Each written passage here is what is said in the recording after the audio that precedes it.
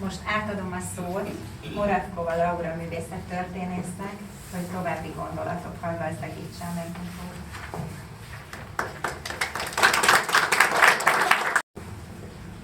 Én is köszöntök minden kedves jelenlévőt. Egy William Blake idézettel kezdeném. A zöld a szeretet színe, a természet színe és a remény színe. Részben a természetben leggyakrabban előforduló szín, a növényzet árnyalata, amely a napfényt energiával alakítva az élet alapját képezi. Ugyanakkor számos kultúrában a termékenység, a növekedés és az újjászületés szimbóluma. A tárla felhívja a figyelmet a természethez való visszatalálás fontosságára, ahogy újra önmagunkra lelhetünk. Az imént látott performance a természethez fűzött viszonyunknak állít tükröt. Kapcsolódásunk ehhez a magasabb rendű egészhez egyúttal magába hordozza a természetes énünkkel való harmóniát. Ennek hiányában fellépő szorongást és belső küzdelmet érzékelteti Réti Anna táncművész előadása, amely koreográfiára Kántor Katának köszönheti.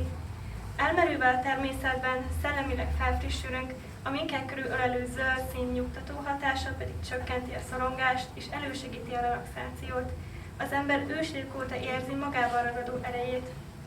Claude Monet szerint a természet színeiben a zöld a legmegnyugtatóbb és legkellemesebb az emberi szem számára.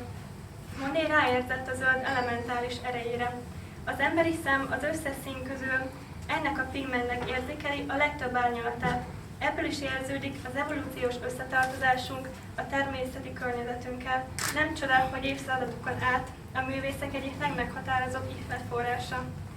Ugyan a művészek palettájának egyik elengedhetetlen eleme a mágikus szín. A zöld pigment előállítása sokáig kihívást jelentett a festők számára.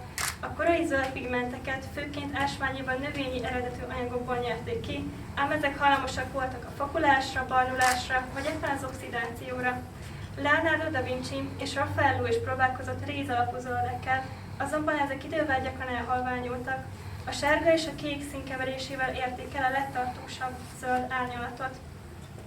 A művészettörténet során a zöld szín használata és jelentése folyamatosan változott, amely gyakran művészenként is eltért egymástól.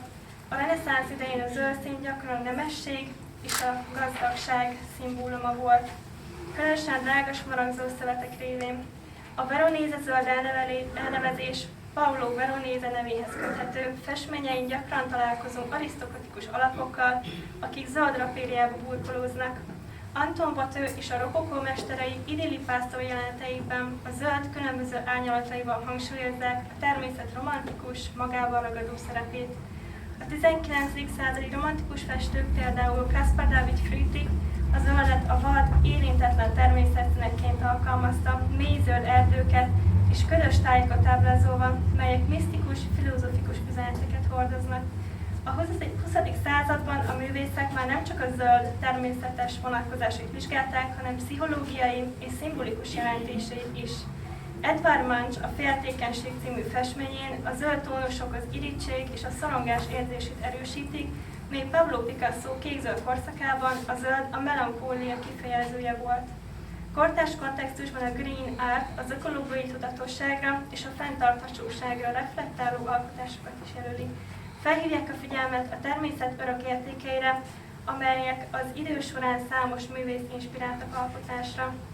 A Green kiállítás alkotásai ezen gazdag művészeti hagyományokhoz kapcsolódnak, új perspektívákat nyújtva a zöld szín mélyebb értelmezéséhez. A kiállításon 12 művész reflexiója mesél nekünk a természethez való kapcsolatunkról. Vadász Orsolya üvegfestményének növényi motívumai között visszaköszön a faunával és a flórával harmóniában élő és áramló ember.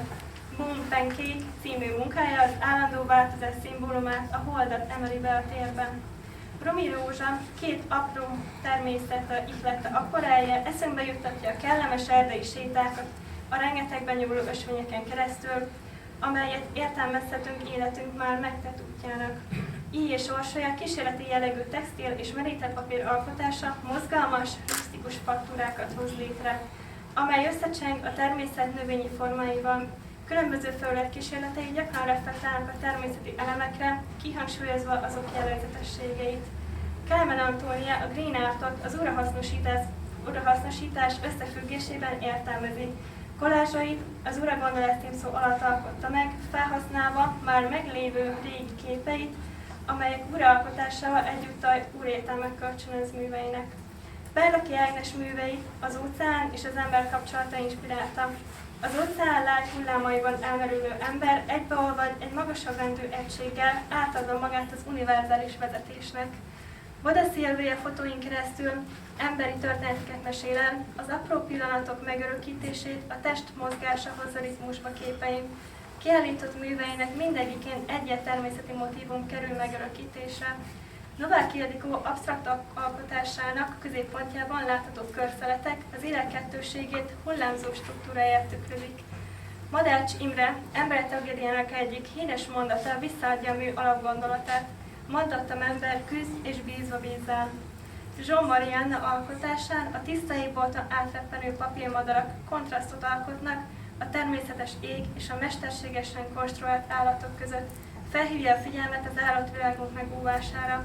Az Éretlenek és a Tengerről című alkotása visszatükrözi az ember kettős kapcsolatát a természettel és az urbanizációval. Csorján Melita színekben gazdag alkotásait az otthont nyújtó kert, az ábrándokat megtestesítő felhő és az élet szimbólumként ismert fa köszön vissza. Alkotásai organikus formákon keresztül építi fel, gazdag színvilággal operálva. Kocán Krisztina munkái életigenlőek, jókedves sugároznak. Kiállított műveiben megjelenik az emberi civilizáció nyoma. A városi forgataktól kezdve az autó visszapillantóján át a villandrótokkal és úttal megsebzett tájon keresztül művei felhívják a figyelmet az emberi tevékenység hatására. Arra, hogy meddig nyúlhat el az emberi civilizáció az egykor érintetlen tájban. Nadrai Beáta zöld sorozata az életen túli, a halál utáni dimenziókat tárja fel, előszeretettel dolgozza fel a természetben és az emberekben megjelenő misztikusság témáját. A körülöttünk levő világ mélyére tekintve alkotásain érződik a spirituális lelkület, művészete hidat épít a misztikus világ felé. És természetesen Püspök Anita, az AP Galéria megalapítójának absztrakt munkái is körbevesznek bennünket. Kitartó, lelkiismeretes munkái révén lehetőséget biztosít az alkotóknak művészetük bemutatására. Természethez fűzött mély viszonya és a közösségszervezés iránti szenvedélye inspirálta a tárlatot.